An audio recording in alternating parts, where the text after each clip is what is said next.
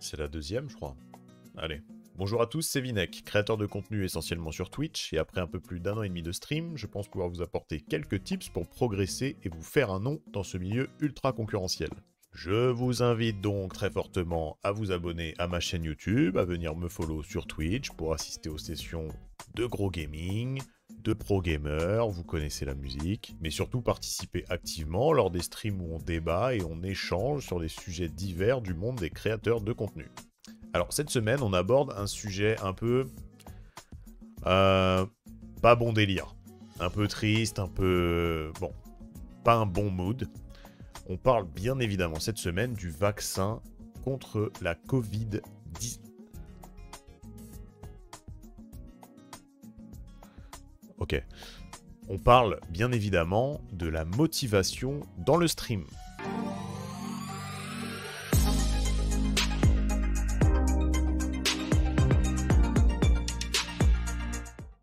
Cette vidéo s'adresse plutôt à des gens qui sont déjà dans le business, comme on dit. Mais si tu débutes, prends des notes et reste bien jusqu'à la fin parce que, à la fin de la vidéo, je te le dis, je vous dévoile le secret pour devenir partenaire en moins de 5 minutes. Un glitch. Le glitch. Gratos. Comme ça, je vous le file. Je vous le file, les gars. Je vous le file. Bon, je vous pose le contexte, ok? Vous streamez déjà depuis un moment. Vous créez du contenu, vous êtes passionné, vous avez la niaque. Mais vos statistiques ne décollent toujours pas après quelques semaines. Vous commencez à douter un peu, et c'est le moment. Vous espacez de plus en plus vos streams, vous êtes fatigué, vous êtes moins souriant, tout simplement vous êtes moins attrayant pour les gens. Vous êtes dans cette situation, alors let's go, on attaque le premier conseil. Pourquoi faites-vous du contenu? Comme dans tout projet, il est essentiel de définir ses objectifs, ok? Et surtout, d'être honnête avec soi-même dès le début. Est-ce que je crée du contenu pour moi? Est-ce que je crée du contenu dans l'objectif de bâtir une communauté? Est-ce que je veux devenir le nouveau Squeezie? Est-ce que je veux me faire des amis? Posez-vous cette question clairement dans votre tête. Par exemple, au début, moi, quand je me suis lancé, j'avais pas d'objectif, en fait. Je streamais parce que j'aimais bien ça, j'aimais bien jouer, mais clairement, je n'en savais rien. Du coup, ça donnait ce résultat. Regardez ma tronche, quoi. Regardez ma tronche, les gars. C'est triste, c'est triste. Non mais c'est triste, sérieusement. Et cette veste? On en parle de cette veste? Je jouais, je faisais mon jeu dans mon coin, je passais un bon moment pour moi. C'était vraiment pour moi. Mais est-ce que vous pensez qu'un viewer débarque à ce moment-là, il me voit comme ça? Est-ce qu'il a envie de rester? Clairement pas. J'aurais dû, dès le début, me poser cette question. Quel est mon objectif? Aujourd'hui, je le connais. Mon objectif, il est certainement le même que le tien si tu regardes cette vidéo. C'est d'échanger, c'est de partager, c'est de bâtir une communauté avec laquelle on passe des bons moments, une communauté que j'ai envie de chouchouter en fait, c'est ça le concept même de la création de contenu, du streaming. Eh bien si c'est ton objectif, tu ne peux pas te permettre d'adopter le comportement que j'avais dans la vidéo précédente. Ton contenu doit te ressembler et surtout, ton contenu doit traduire ton objectif. J'ai retiré mes lunettes, j'ai vu que ça vous faisait un reflet dégueulasse dans la lunette. Sorry. On passe donc au deuxième conseil, booster de motivation. Cette fois-ci, je vais vous demander de faire attention à la routine. Bon, dans tous les discours des personnes donnant les clés du succès, quel que soit le milieu d'ailleurs, on retrouve souvent des choses comme soyez persévérant, ne lâchez rien, travaillez tous les jours, travaillez dur, arrête de boire du soda, espèce de con. Ce sont des très bons conseils, mais méfiez-vous un peu des automatismes, ok? Je vous explique un peu l'idée. Bien sûr qu'il est primordial d'être présent sur votre plateforme favorite pour espérer vous faire une place.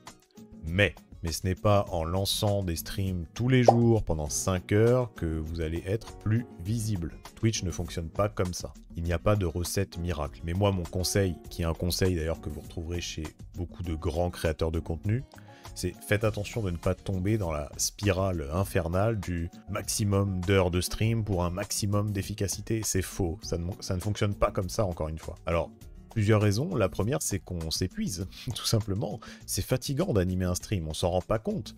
Mais il faut rester alerte pour les viewers, il faut rester attrayant, il faut rester concentré sur son gameplay, concentré sur le chat, animé. Une autre raison, c'est que le fait de streamer tous les jours ne crée plus le sentiment de rareté auprès de l'audience. C'est-à-dire que ils peuvent rater un stream un jour, c'est pas grave, ils savent que vous êtes présent tous les jours, et donc du coup ça enlève ce petit côté, vous savez, unique de la chose. Morale de l'histoire, tentez d'adopter un planning fixe, créez un vrai rendez-vous avec votre communauté. Je vous garantis que votre motivation à créer du contenu sera au top quand tous vos viewers seront là tout le temps. Et je vous vois venir. Ouais, mais si je stream pas tout le temps, alors les autres ils vont prendre ma place, nanani, nanana. Oh putain. Bon allez, je te réponds dans le conseil suivant. Gros noob. On parle dans cette partie du repos et des coulisses. Écoutez-moi. Ce n'est pas parce que tu ne streames pas aujourd'hui que tu ne dois rien foutre de ta journée.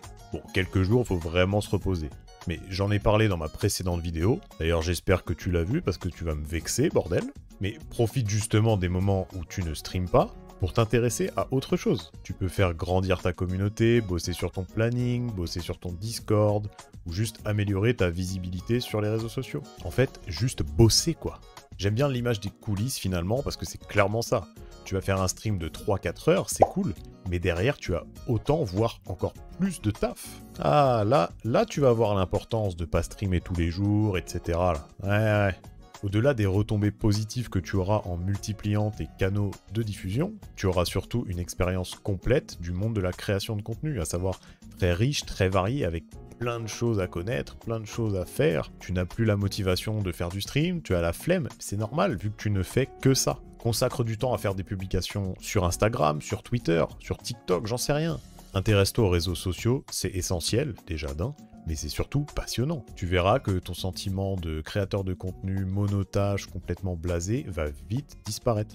Bon, vu qu'on parlait de réseaux sociaux entre autres, on va aborder le dernier point qui joue selon moi un rôle clé dans la motivation à créer du contenu. Le soutien de ses proches. Sujet un peu touchy là, j'avoue.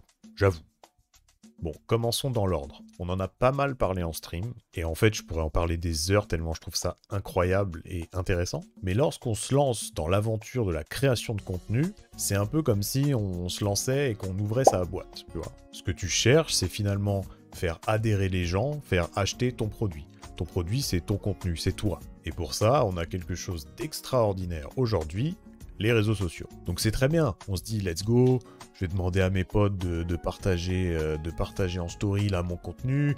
Putain, trop bien, et tout le monde va kiffer, let's go. Tu te dis je vais pas leur envoyer un message privé et tout, je vais faire une story. T'inquiète pas, mes potes ils vont comprendre, ils vont... T'inquiète pas. Moi j'ai fait mon taf, maintenant c'est à eux, c'est bon. Et donc finalement, tu te rends compte qu'il y a 2 personnes qui ont repartagé ton contenu. Ces personnes, c'est pas du tout ceux auxquels tu pensais, tu vois. Rien à voir. Je grossis le trait, ok, prenez pas ça comme une attaque. Moi, en plus, j'avais eu 3 personnes. Donc, moi, let's go. Mais c'est comme ça. C'est pas que tes potes sont pas cool, que tes potes veulent pas t'aider. C'est juste qu'aujourd'hui, lorsqu'on partage quelque chose sur ses réseaux sociaux, lorsqu'on met quelque chose sur son profil, sur sa story, sur son Twitter, par exemple, on dit qui on est, on dit ce qu'on aime. Et c'est dur d'afficher publiquement, de dire en story « J'aime cette personne, c'est mon pote, regardez ce qu'il fait, c'est génial ». C'est pas simple. Donc attention, je fais pas de généralité, là je vous explique juste comment fonctionnent les réseaux sociaux avec les individus et l'impact que ça a sur la sociabilité. Vous trouverez d'ailleurs beaucoup de lectures sur ces sujets sur Kern. Merci les mémoires à la fac. Mais donc, quand vous vous lancez, vous vous rendrez compte qu'il sera beaucoup plus simple d'être repartagé, boosté, soutenu par des gens que vous ne connaissez finalement pas, par des gens qui ne vous connaissent qu'au travers de votre identité de créateur de contenu. Donc avant d'être abattu, d'être tout tristounet parce que vos amis n'ont pas assisté à chacun de vos streams depuis le début, focalisez-vous sur la création d'une communauté. C'est essentiel. Elle est là votre motivation. Suivez ces petits conseils et vous verrez que votre contenu va monter d'un cran. Merci d'avoir regardé cette vidéo. Dis-moi en commentaire si certains de ces conseils t'ont aidé. Et moi je te dis à la prochaine pour une nouvelle vidéo.